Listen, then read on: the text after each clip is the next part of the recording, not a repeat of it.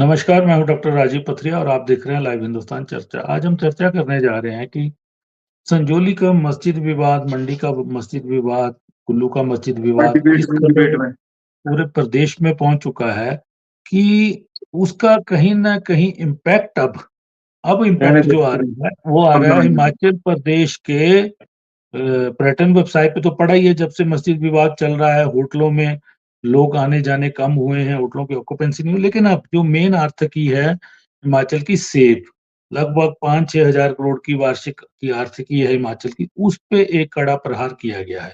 ये प्रहार किया गया है कि हिमाचल के सेब को कोई भी मुस्लिम समुदाय का व्यक्ति ना खरीदे, व्यापारी ना खरीदे और दिल्ली ओवैसी की पार्टी है एआईएमआईएम, उसके जो अध्यक्ष हैं डॉक्टर शोएब जमई, उन्होंने लगातार ट्वीट कर रहे हैं, लगातार वो बोल रहे हैं।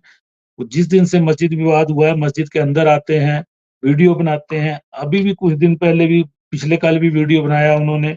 वहाँ के वो सब्जी वालों से बात कर रहे हैं दिल्ली के और कह रहे हैं कि अगर यहाँ सनातन सब्जी वाला होना चाहिए कि नहीं होना चाहिए। इस तरह की कई तरह के वो चीज़ें जो हैं जिससे कि यहाँ का माहौल हिमाचल का खराब हो रहा है, वो दिल्ली में अपनी राजनीति चमका रहे हैं। उन्होंने हिमाचल के सेब का पूरी तरह से बहिष्कार की बात की। उन्होंने ट्वीट किया, उसमें ये भी लिखा कि हिमाचल से जो भी दिल्ली आता है, दिल्ली सरकार उनके आधार कार्ड जाँचे। एक बड़ा प्रहार करने की उन्होंने अपील की है पूरे समुदाय से और उसका जवाब भाजपा के चेतन बरागटा जी ने दिया उनको। उसके बाद थोड़ा-सा और भाजपा के लोग उस पे हुए, लेकिन चेतन बरागटा जी ने सरकार से मांग की थी कि इस तरह की जो नफ़रत फैलाई जा रही है, उनके खिलाफ मामला दर्ज हो, लेकिन सरकार की तरफ से कोई भी मामला अभी तक दर्ज नहीं किया गया है।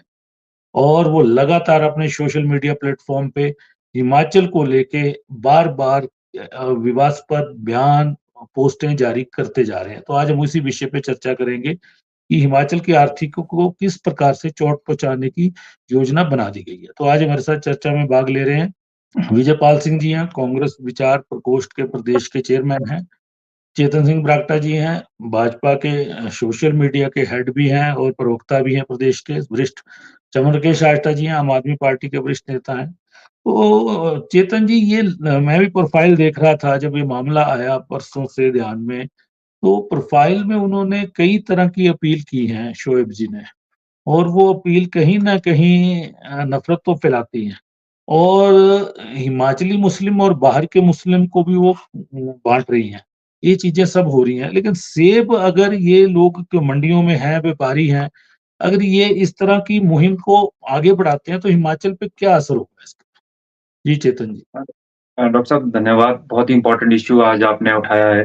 पहले तो देखिए ये एक ना एक मेजर कॉन्स्पिरेसी है हिंदू धर्म के खिलाफ और हिमाचल प्रदेश के लिए। डेमोग्राफी को चेंज करने की बात ये लोग करते हैं और आपने पीछे देखा अभी महीने, डेढ़ महीने में क्या-क्या हिमाचल प्रदेश के अंदर घटित हुआ है। दूसरा, अब ये हमारी इकोनॉमी को मार करने की बात कर रहे हैं और हमारे को धमकियाँ दे रहे हैं। अब ये जी, वही व्यक्ति है जो एक इल्लीगल जो मॉस्क है जो मस्जिद है वहाँ पे एंटर करके वीडियो बना लेता है। उसके बाद वो हम भगवानों को धमकी देता है कि अब हम आपसे सेब नहीं खरीदेंगे। पहले तो ये व्यक्ति है कौन? इसका क्या जी, क्रेडेंशियल्स है? क्यों ये बार-बार हिमाचल आता है?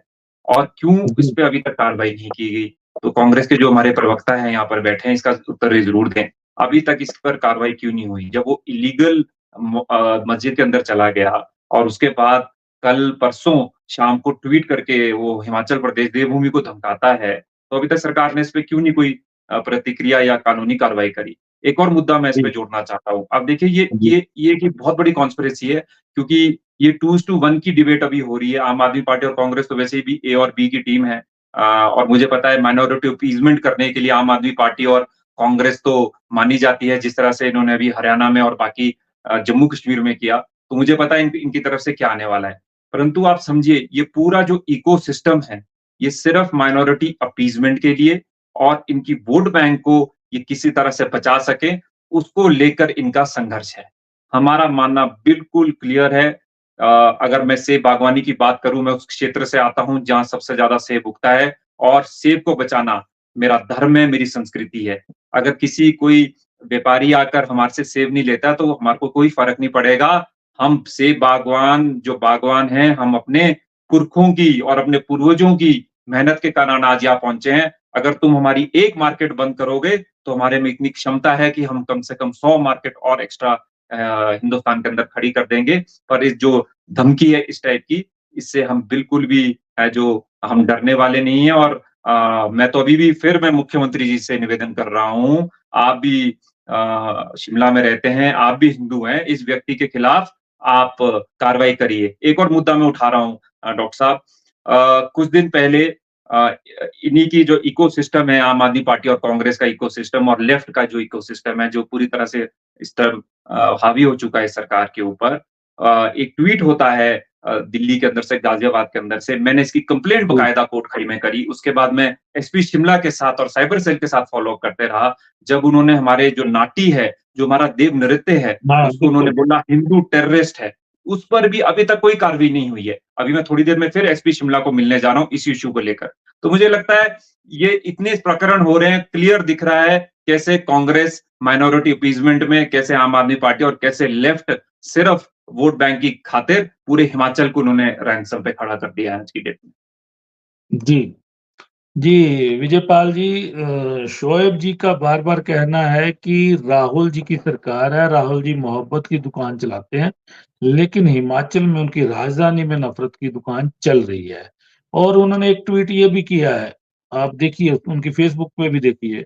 उन्होंने कहा है कि जो मुस्लिम के साथ हिमाचल प्रदेश में कांग्रेस की सरकार व्यवहार कर रही है, उसका नतीजा हरियाणा चुनाव से भी जोड़ दिया उन्होंने कहीं न कहीं।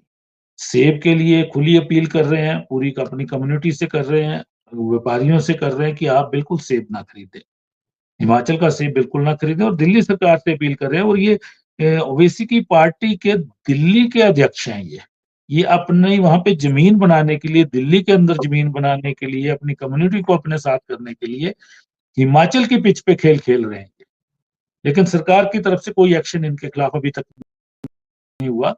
क्योंकि पुलिस के पहरे के बीच आके ये मस्जिद में आते हैं, वीडियो बनाते हैं, लाइव करते हैं और एक पूरा सौहार्द खराब करने की कोशिश भी करते हैं ये।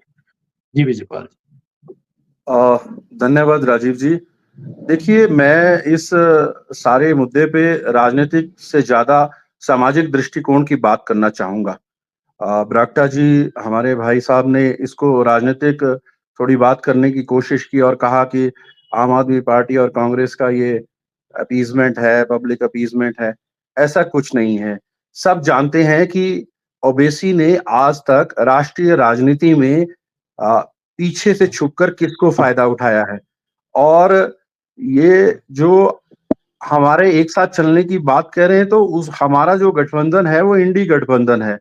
तो उसकी एक सोच रही है, हमने चुनाव लड़े, हारे, जीते वो एक अलग बात है। तो हम पब्लिक के सामने गठबंधन करके समान विचारधारा के लोगों को साथ लेकर चलने में विश्वास करते हैं। इनकी तरह भीतर से बी टीम तैयार करके आंदोलनों के रूप में हरियाणा में, हिमाचल के गलत पिक्चर देके राष्ट्रीय स्तर पे राजनीति करने की बात नहीं करते हैं। मैं तो बड़ा हैरान हूँ राजीव जी कि जब से जी। हरियाणा चुनाव बंद हो गए हैं, तब से हिमाचल की जो कवरेज राष्ट्रीय स्तर पे है वो भी कम हो गई है। अब कोई हिमाचल को याद नहीं कर रहा है और जितनी क्षति इन जी। आंदोलनों ने हिमाचल के पर्यटन को और हिमाचल का जो एक पीसफुल चेहरा पूरे राष्ट्र में है, उसको पहुंचाया है। और टूरिस्ट यहाँ से आने में आनाकानी कर रहा था। पहले हम आपदा की मार झेल रहे थे, तो मैंने तो पहले भी कहा कि इससे हमारे व्यापारिक चीजों पे असर पड़ रहा है। वैसे ही हम फंड स्टाफ्ड स्टेट हैं और हमारी आर्म ट्विस्टिंग केंद्र सरकार कर रही है। एक तरफ से वो कहती है कि हम तंगी में हैं, दूसरी तरफ से हमें राहत नहीं देती है। तो मुझे ऐसा लगता है कि इसको राजनीतिक परिप्रेक्ष्य में नहीं देखना चाहिए। इस समस्या को हमें सामाजिक और आर्थिक परिप्रेक्ष्य में देखना चाहिए। और शायद बरागटा जी भी मेरी बात से सहमत होंगे। जहां तक ये जो सारा प्रकरण है, मैं इस बात से बिल्कुल सहमत हूं कि हिमाचल प्रदेश की शांति भंग करने का किसी को भी अधिकार नहीं है, चाहे वो किसी मजहब का हो, चाहे किसी समुदाय का हो।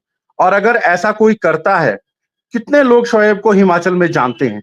हिमाचल के लोग हिमाचल के मुस्लिम समुदाय को जानते हैं और उस मुस्लिम समुदाय ने जब से ये मुद्दा उठा है, सहयोग करने की बात की है। और मुख्यमंत्री महोदय ने भी कल कहा कि वो तो अपनी जो विवादास्पद बिल्डिंग है जिसको कोर्ट बोल रहा है उसको भी रिमूव करने की। और अगर मैं तो इस हक में हूं कि अगर कोई बाहर बैठा दूत हिमाचल की शांति बिगाड़ने की कोशिश करता है तो बरागटा जी, चाहे आप चाहे मैं, हम सबको एक मिलजुल के उस एस्पेक्ट को देखना चाहिए। आपने किसी हमारे हिमाचल के समुदाय की भावना को ठेस पहुंची है और उसके अगेंस्ट एफआईआर की है, तो हम आपकी इस एक्शन का स्वागत करते हैं। हम भी आपके साथ माननीय मुख्यमंत्री महोदय के संज्ञान में लाएंगे। लेकिन घुसपैठियों के मामले में कांग्रेस की बड़ी क्लियर सोच है कि यहाँ पे जो भी माइग्रेंट्स आए उनकी आइडेंटिफिकेशन होनी चाहिए। उसके लिए मुख्यमंत्री महोदय ने विपक्ष को कॉन्फिडेंस में लेकर कमेटी बनाई है और जो कमेटी के सदस्य, माननीय सदस्य हैं या अध्यक्ष हैं, जब उसका फाइनल प्रारूप तैयार कर लेंगे, ऐसा नहीं है इस दिशा में कोई काम नहीं हो रहा है, तो जनता को बताया जाएगा कि हिमाचल में क्या एसओपी होगा, क्या नॉर्म्स होगी। अब जहां तक बात रही सेब की आर्थिकी की, मैं भी सेब क्षेत्र से आता हूं। जंजैहली, थुनाग, बगस्याड़ हमारा सराज विधानसभा क्षेत्र जहां से पूर्व मुख्यमंत्री आते हैं, वो भी सेब बहुल क्षेत्र है। हम आर्थिक तौर पे उतने सुदृढ़ तो नहीं है जितनी बरागटा जी और शिमला का एरिया है, लेकिन फिर भी हम सेब मंडी तक पहुंचते हैं। देखिए, ये एक व्यापारिक प्रश्न है और इस बार का सेब सीजन बहुत अच्छा गया है, अच्छे रेट बागवानों को मिले हैं।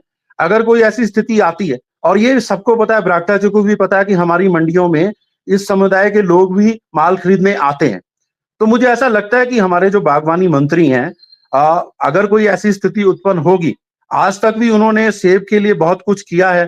पहले सेब किलो के हिसाब से नहीं तोला जाता था, उसका विरोध हुआ, लेकिन उन्होंने बागवानों के हितों में निर्णय लिया और उसके नॉर्म्स बनाए। तो अगर ऐसी भी कोई स्थिति आएगी तो हमारे पास हमारा मार्केटिंग बोर्ड है, हमारी सरकार है, हम उसको भी देखेंगे और कैसे हमारे किसानों के इंटरेस्ट आहत ना हो।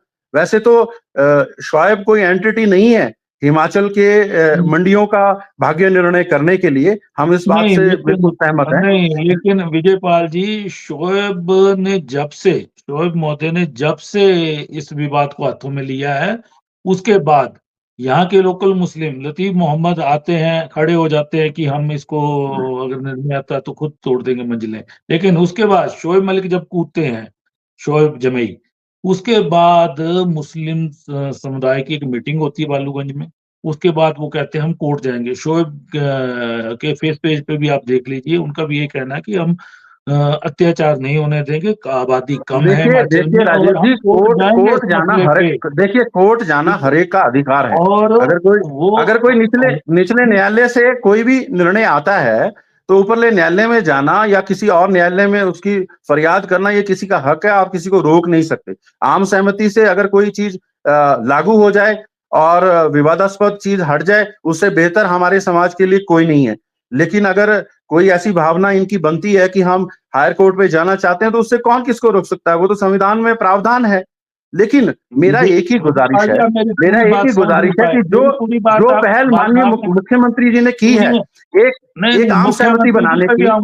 मैं सुनिए, मेरी बात आप पूरी समझ नहीं रहे हैं। जब यहाँ की लोकल कमेटी जो मस्जिद थी, उसके अध्यक्ष लतीफ मोहम्मद, जो कोटखाई से ही है, इनके चेतन जी के क्षेत्र से ही हैं, वो आते हैं, वो बोलते हैं कि नहीं, हम एक समझौते से ही सब कुछ करना चाहते हैं। और उन्होंने एमसी कमिश्नर को मांग पत्र दिया कि आप निर्णय सुनाइए, अगर निर्णय हमारे गलत पाया जाता है, अवैध 2-3 मंजिलें जो पाई जाती हैं, तो हम खुद तोड़ेंगे। ठीक है, उसके बाद निर्णय आता है और उसके बाद दूसरा गुट एक खड़ा होता है, इधर-उधर से आके, बाहर से आके, कोई पांवटा से आके, कोई सहारनपुर से आके, कोई कहीं से आके मीटिंग करते हैं और वो कहते हैं नहीं, हम कोर्ट में जाएंगे, हम अपील करेंगे। ये दोहरी बात नहीं होगी क्या? ये दोहरी बात हो सकती है, लेकिन ये भी कोर्ट निर्णय लेगा कि अगर जो स्टेक होल्डर्स हैं वो तैयार हैं उस विवादास्पद मस्जिद कमेटी हुई ना, मस्जिद कमेटी, और अगर मस्जिद कमेटी हामी भर चुके और कोर्ट में एफिडेविट दे दे कि हम इसको हटाना चाहते हैं, तो मुझे नहीं लगता कि कोर्ट इनके बातों का संज्ञान लेगा। निगम कोर्ट में दे चुके हैं विजयपाल जी, थोड़ा आप अपडेट नहीं है शायद। तो मैं अभी इनके पास आऊंगा, आस्था जी के पास। आस्था जी, आप तो वहीं रहते भी वहां हैं जहाँ ये विवाद चल रहा है, और शोएब जमई का तभी आता है ये जब सनातन वाले बोर्ड लगाते हैं, सनातन सब्जी वाले, उसके बाद वो ज्यादा मुखर होते हैं। उससे पहले भी मुखर थे लेकिन बहुत ज्यादा हो जाते हैं।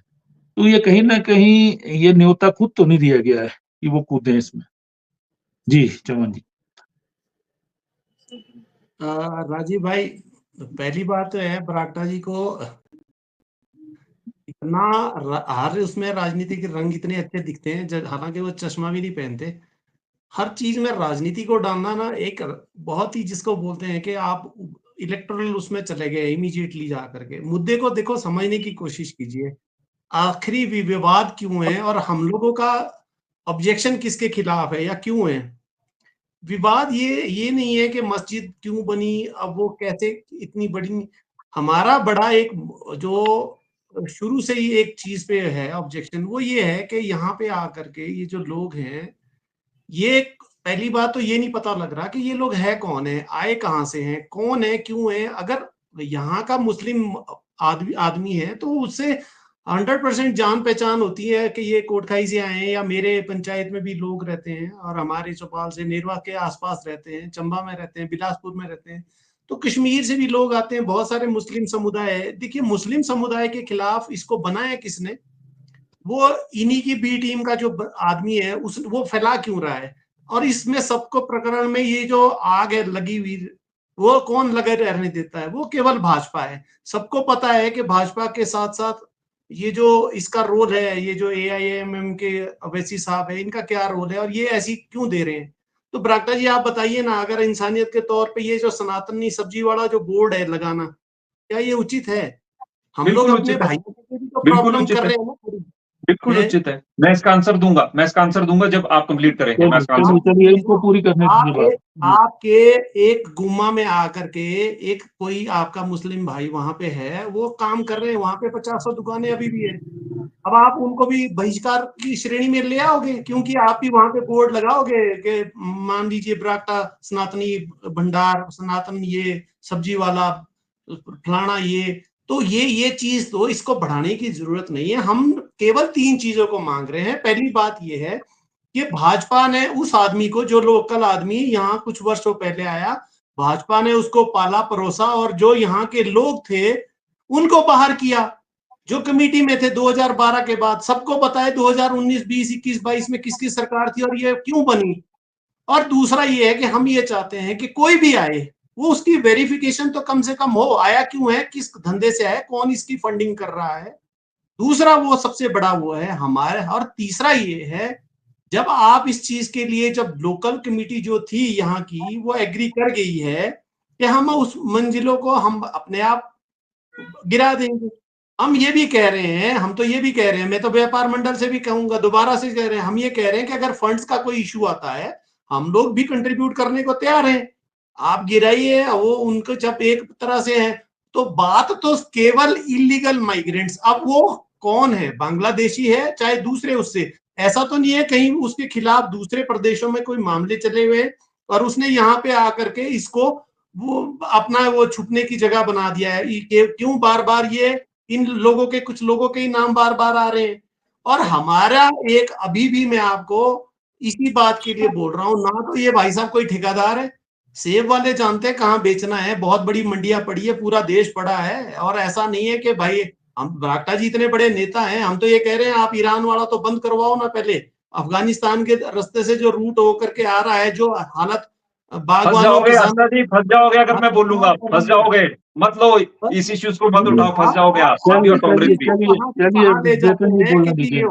हम तो ये कह रहे हैं दोनों ही बातों को, अगर ये इस आदमी में इतना बड़ा दम है, क्या ये मुस्लिम का ठेकेदार है? जैसे भाजपा अपने आप को हिंदुत्व का ठेकेदार समझते हैं, ये लोग क्या मुस्लिम उसके ठेकेदार है? इसकी बात कौन सुनेगा? रोजी रोटी नहीं कमानी। आज तक ये बी टीम तैयार कर दी गई है। दिल्ली का चुनाव आ रहा है, दिल्ली में इसको ओवैसी जी की पार्टी AIMIM का अध्यक्ष बनाया गया है और ये इन्होंने अपनी दुकान सजा दी है, हिमाचल के सिर पे सजा दी है। और चुनावों में ये कहीं ना कहीं घातक आम आदमी पार्टी के लिए ही होगी, जो मुझे लग रहा है। असली बात यही है, भविष्य में यही लग रहा है। आपने एकदम से सही इस बात को पकड़ा है। देखिए क्या हुआ, मैं जब ये कह रहा था कि यहाँ पे इस विवाद को ले जा करके कहीं और आया, आपको क्या लगता है कि हम लोग बैठे रहेंगे? हम लोगों को प्रॉब्लम क्या है? इनके मैनरिज्म से प्रॉब्लम है, इनके बिहेवियर उससे प्रॉब्लम है कि भाई आप भी रहिए, लेकिन रहिए इंसानों की तरह। आप किस समुदाय से है उसमें हम नहीं पढ़ना चाहते, हम टैग नहीं किसी को लगाना चाहते। हमारे भी गांव में लोग रहते हैं, लेकिन आप कैसे रहते हैं आप उनको देखिए। लेकिन अब मुद्दा ये है कि भाजपा को दिल्ली को डिस्टर्ब करने के लिए कौन है? इनकी बी टीम। अब वो इनको पाल के इनको एक ऐसा मुद्दा मिल जाएगा ताकि इसको अटैक कर सके, क्योंकि कभी भी आप किसी भी स्टेट में आप बताइए, क्या किसी पार्टी ने कभी भी किसी धर्म पे नाम पे चुनाव लड़ा है? हम तो दोबारा से दिल्ली चुनाव में जाएंगे, उन्हीं बातों पे दोबारा बोलेंगे कि अगर काम नहीं हुआ है तो आप हटा दीजिए हमें, बात खत्म। इनको तो हिंदू मुसलमान कर करके ये कर करके लाइन को रटाना है। चलिए चेतन जी को समय दीजिए। चेतन जी, वैसे भी हमारा संविधान अधिकार देता है कि कोई भी भारतवासी कहीं भी जाके रोजी रोटी के लिए जा सकता है, बस सकता है, रह सकता है। अब सवाल, शोएब के कुछ सवाल तो जायज भी हैं। उनका कहना है कि आखिर क्यों ये पट्टियां लगाने का रिवाज क्यों, और ठीक है, वेरिफिकेशन करनी है, वो पुलिस का, प्रशासन का काम है, एमसी का काम है, वो करे, लेकिन एक समुदाय विशेष को टारगेट ना किया जाए। कहीं ना कहीं वो बात उनकी जायज भी लगती है। चेतन जी। देखिए, मैं फिर इस बात को, दो चीजों को मैं क्लैरिफाई करूँ। संविधान से बढ़कर कुछ नहीं है। संविधान सबसे बड़ा है, जो रूल बुक में लिखा है उसको सब फॉलो करेंगे, चाहे हम हैं चाहे कोई और लोग हैं। अब दूसरा जो विषय मैं यहाँ पे रखना चाहता हूँ, ये जो बार बार ये इश्यू उठ रहा है कि ये जो व्यक्ति अंदर आकर इसने पूरा जो है वो दूषित करा, तो मैं पहले इस बात को भी क्लैरिफाई कर लूं भारतीय जनता पार्टी की तरफ से। जो हमारे यहाँ के लोकल, जो चाहे मेरी कॉन्स्टिट्यूएंसी, चाहे चौपाल से, चाहे कहीं पे भी, चाहे चंबा में, ये हमारे लोग हैं, जो मुस्लिम समुदाय है, और इनका जो इंटरेस्ट है उनको सेफगार्ड करना भी हमारा दायित्व बनता है। हमारे को उनके साथ कोई प्रॉब्लम नहीं है, प्लीज इस बात को क्लैरिफाई ये बिल्कुल हो जानी चाहिए। हमारी प्रॉब्लम है जो ये लोग बाहर से इलीगल इमिग्रेंट्स यहाँ पे आ रहे हैं। अभी ये विषय आप लोगों ने भी उठाया, मैंने खुद वो आधार कार्ड देखे गुम्मा के अंदर जो कोटखाई में है, 42 लोगों में उनके जो नाम है वो हिंदू नाम थे। 42 मतलब 42 आधार कार्ड आए मेरे पास, जो मैं आपको भी थोड़ी देर में भेज दूंगा। उसमें से उनकी जो डेट ऑफ बर्थ थी सबकी 1 जनवरी थी, और उसमें से कई लोगों के हिंदू नाम थे। और जब उनको इंटरोगेट किया गया तो वो कहीं ना कहीं वो माइनॉरिटी कम्युनिटी से निकले। एक और एग्जाम्पल मैं आपके सामने रख रहा हूँ, छोटा सा एग्जाम्पल है। कुछ दिन पहले हरियाणा पुलिस आई इस मस्जिद विवाद से पहले गुम्मा के अंदर। उन्होंने एक बिल्डिंग को सराउंड किया और वहां से एक व्यक्ति को उठा के ले गई हरियाणा पुलिस। मेरे को लगता है हिमाचल पुलिस भी इसमें इन्वॉल्व नहीं थी। बाद में पता चला वो माइनॉरिटी से बिलोंग करता था और वो मर्डर करके वो वहां से आया हुआ था। तो ये एक बहुत बड़ा इशू है, ये नेशनल सिक्योरिटी का इशू है, हिमाचल की सिक्योरिटी का इशू है।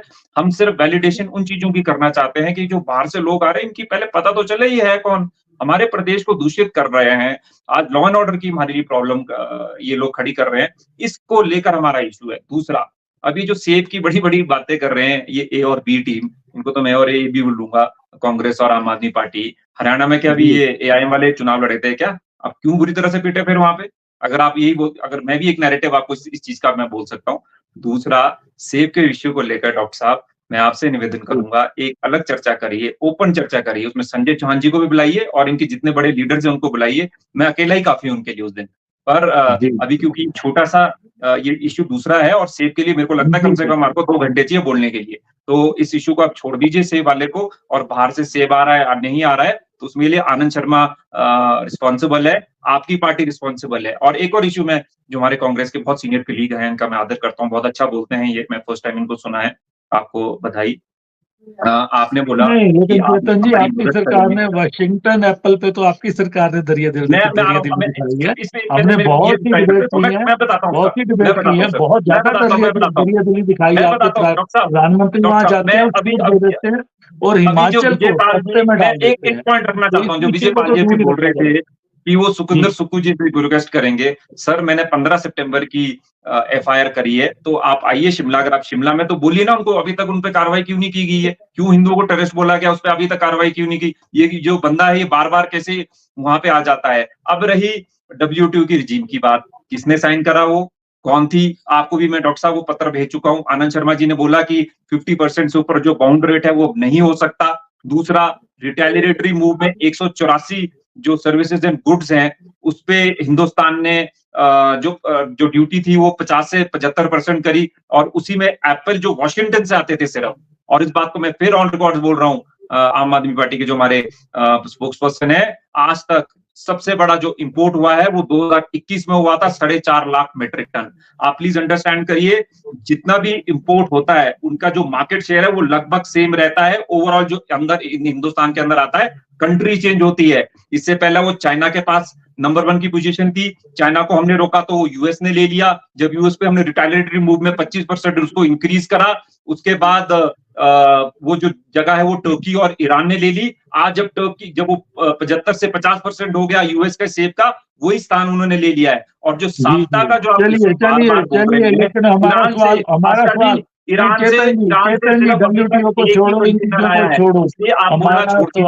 हमारा चेतन जी, हमारा सवाल यही था कि हिंदू सेब उगाएगा, मुस्लिम मंडी में नहीं खरीदेगा। ये नई प्रथा शुरू हुई इस मस्जिद विवाद के बाद। हमारा सवाल वहीं तक था। बहुत तो इसको आप आगे ले गए। चलिए, विजयपाल जी बोलना चाह रहे हैं कुछ। जी विजयपाल जी। देखिए, मैं राजनीतिक बात नहीं करूंगा। मैं एक बात क्लियर कर देता हूं कि मुझे लगता है बरागटा जी भी इस बात से खुश होंगे कि जो घुसपैठियों की इन्होंने बात की है, इलीगल माइग्रेंट्स की बात की है, अगर आज भी आप दिल्ली चले जाओ तो वहां पे आपने अगर फ्लैट लेना है, रहना शुरू करना है या कोई मकान लेना है, तो आपकी पुलिस वेरिफिकेशन जरूरी है। तो मुझे लगता है कि जो भी एसओपी बन के आएगा, सरकार होने के नाते कांग्रेस पार्टी ने सर्वदलीय कमेटी बनाई है, और जो संविधान के दायरे में वो सर्वदलीय कमेटी डिसाइड करेगी, वो एक अच्छा सॉल्यूशन होगा हिमाचल की सेफ्टी और सिक्योरिटी के लिए। और दूसरी बात, सेब की बरागटा जी कोई चिंता करने की जरूरत नहीं है। इतने अच्छे बागवानी मंत्री मैंने काफी समय बाद देखे हैं, और नेगी साहब ने जो रेवोल्यूशनरी चेंजेस लाए हैं, तो वो मार्केट को पूरा मॉनिटर करेंगे। और अभी तो सीजन ऑफ हो गया है, लेकिन नेक्स्ट सीजन में अगर कोई ऐसी हलचल होगी, लेकिन मैं अपने दूसरे भाई की बात से बिल्कुल सहमत हूं कि हमें राजनीति ये नहीं करनी चाहिए कि सेब के ऊपर सनातनी भंडार लगा दिया, ये लगा दिया, फिर कोई क्रिश्चियन भंडार बना देगा, फिर पूरे हिमाचल में ये हो जाएगा। क्योंकि हिमाचल एक शांतिपूर्वक स्टेट है और इसकी गरिमा तभी बनी रहेगी, राष्ट्रीय छवि। और जहां तक हरियाणा चुनावों की बात रही बरागटा जी, हरियाणा चुनावों पे मैं पहले भी बयान दे चुका हूं। आप लोगों ने हिमाचल की जो छवि इतनी बिगाड़ी पूरे देश में, इसलिए सिर्फ इसलिए कि हरियाणा में आपको माइलेज मिले, हरियाणा में आपको माइलेज मिले। क्या जगत प्रकाश नड्डा, क्या जयराम ठाकुर जी, सबके पास एक ही मुद्दा था कि हिमाचल बुरा हाल है, हिमाचल का प्रदेश गया गुजरा है।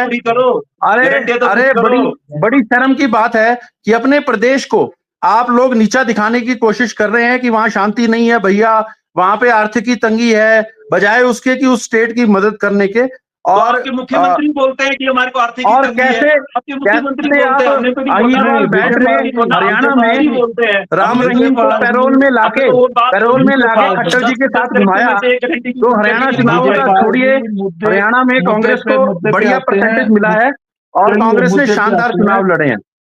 अभी आप महाराष्ट्र भी आ रहेंगे, आप झारखंड भी आ रहेंगे। चलिए अलग बात है, वो चीजें अलग है। वो मुद्दे पे ही रहे हम, क्योंकि ठीक है, गारंटियां कहाँ कैसी हुई, लोगों ने कैसे लिया, वो सबने देख लिया और सबको पता है किसने जमीन पहले खड़ी करके दी और कौन उस पे खेला उस पिच पे। चलिए चमन जी, मुख्यमंत्री जी का इंटरव्यू देख रहा था मैं, सुखविंदर सिंह सुक्खू जी का। उन्होंने जो संजौली का पूरा विवाद है, पूरी तरह से उन्होंने सारा विवाद कहा है कि ये 400-500 लोग भाजपा के थे और उन्होंने ये चीजें की हैं। ग्रेट, यहाँ सब शांति थी, भाजपा ने माहौल को बिगाड़ा है। तो वहां शायद आप भी थे उस समय, तो ऐसा था क्या? नहीं, उसको मुख्यमंत्री जी अभी भी शायद समझ नहीं पा रहे। देखिए, ऐसा ठीकरा पूजा, देखिए इंस्टिगेट किया होगा भाजपा ने, बट आप अगर ये लेवल लगा रहे हैं कि सारे के सारे लोग वहां पे भाजपा ही थे, ऐसा नहीं है।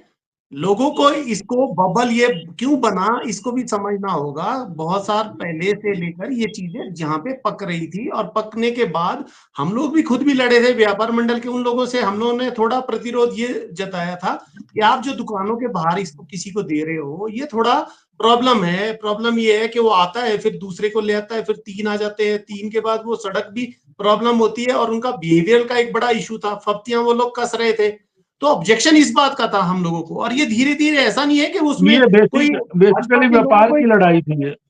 तो पेड़ की जनरली लड़ाई ये थी। लॉ एंड ऑर्डर का सिचुएशन हो रहा था, धीरे-धीरे पक रहा था, क्योंकि हम लोगों को एक पीरियड ये लगता था कि यार ये लोग जिस तरह से लड़कियों से बदतमीजी कर रहे हैं या औरतों के साथ बदतमीजी कर रहे हैं, लोगों के साथ भी अच्छा बिहेव नहीं कर रहे थे। और उनको ऐसे हम लोगों के, हमने कभी ये नहीं कहा कि आप मत कीजिए, हमने ये कहा कि आप दुकान लेकर के अपना धंधा करो, बट यहाँ सड़क पे मत बिठाओ इनको, अगर रेंटल कोई वो लेता है। और धीरे-धीरे इनका जो आंकड़ा था, वो बार-बार हम लोग तो भाजपा सरकार में भी इस चीज़ को बता रहे थे कि ये लोग जी, क्यों इतना ज़्यादा 3-4 सालों में इकट्ठा हुए हैं। और ये कहीं पे भी आप देखिए तो इन्होंने एक और जो गलत चीज़ हो रही थी, वो ये था कि अगर मान लीजिए कोई लोकल आदमी या दूसरा व्यक्ति कोई सब्जी की दुकान साथ में लगाना चाह रहा था, तो ये मैनिपुलेशन करते थे प्राइसेस में, क्योंकि इनकी एक तरह से ज़्यादा लॉबिंग हो गई थी। तो उसमें भी हम लोग लड़े। तो उनमें कईयों लोगों ने, इनके भी भाजपाई के लोग, ऐसा नहीं है कि भाई सारे के सारे उसी राजनीतिक, कुछ लोगों ने हमारे को वो साथ दिया था उसमें, उन्होंने कहा था। लेकिन कुछ व्यापार के मंडल के लोगों ने फिर से वही आपत्ति की कि नहीं जी आप ऐसे कैसे बोल सकते हैं, ये काम तो पुलिस का है। तो सुखविंदर सिंह सुक्खू जी को अभी भी लगता है इस चीज को पूरा नहीं समझ पा रहे। हम ये कह रहे हैं कि बाहर के जो लोग हैं उनके साथ लड़ाई है, और वो भी उनमें से भी केवल उनके साथ जो कि किसी भी ऐसी मंशा से, गलत मंशा से यहाँ आए हैं, या यहाँ के, देखिए जब आपको जहाँ पे रहना होता है, जब जाना होता है, हम भी रहे हैं प्रदेशों में, तो वहाँ की जो तमीज होती है, तहजीब होती है, कल्चर होता है, उसी जी, हिसाब से रहना पड़ता है। और वहाँ जी, के कुछ चलिए, लोकल लोकल लोगों की भी कुछ अपनी अपनी एक चलिए। वो आइडेंटिटी होती है, उनका भी बिल्कुल, एक, बिल्कुल, उनको बिल्कुल, ठीक है। लगता है कि भी ये कंफर्ट जोन से बाहर जा रहा है, तो वो ऑब्जेक्शनेबल था। बट हाँ, चलिए, इन लोगों ने, अगर आप देखेंगे उस प्रकरण को, मैं 1 मिनट में बात खत्म करता हूँ। शुरू में जी, ये हुआ था कि काफ़ी सारे भाजपा के लोग वहाँ पे इकट्ठे हुए थे जब, तो हम लोगों ने बात ये करनी चाहिए थी कि भई आप ये जो ज़िद है, इस पे मत अड़िए। देखिए कानून जब आप हाथ में लेंगे, तो वही मैंने कहा आपका हालत होगा जो आडवाणी जी जैसे अभी पछता रहे हैं। कानून अपनी जगह है, कानून अपना काम करेंगे। हम इन लोगों से बैठ कर के बात करना चाहते हैं और इनको, उन लोगों को यहाँ से बाहर भगाना चाहते हैं जिनकी वजह से ये सारे का सारा डिस्प्यूट अराइज हुआ है। तो उस चीज पे एग्री हुआ, व्यापार मंडल ने कहा कि हमारे पास अभी कोई इलेक्टेड आदमी है नहीं, तो किसके थ्रू, तो हमने कहा कि 5-7 लोगों का एक वो बनाइए, और कुछ लोग उसमें, सभी दलों को, उनको भी बुलाइए, प्रशासन को भी बुलाइए। तो ऐसा इतना मुद्दा था नहीं। हाँ, भाजपा ने इसको बुनाया, इसमें कोई दो राय नहीं है, बट सब लोग भाजपा चलिए। के थे ऐसा मैंने नहीं देखा। बहुत सारे हमारे मित्र भी थे वहां पे, उनकी ये चिंता थी कि हाँ एक विरोध प्रदर्शन करना है। उग्र किसने किया, अब वो पुलिस को, जांच का विषय है, पुलिस करे, उसको देखे। जी, चलिए, चलिए चर्चा को विराम देते हैं। तो आज हम चर्चा कर रहे थे कि शोएब जमई का कूदना, कहीं न कहीं वो हिमाचल की पिच पे दिल्ली का चुनाव देख रहे हैं, क्योंकि ओवैसी की पार्टी के वो दिल्ली के राज्य अध्यक्ष हैं। वो बार-बार हिमाचल के मस्जिद विवाद को हवा देने की कोशिश कर रहे हैं।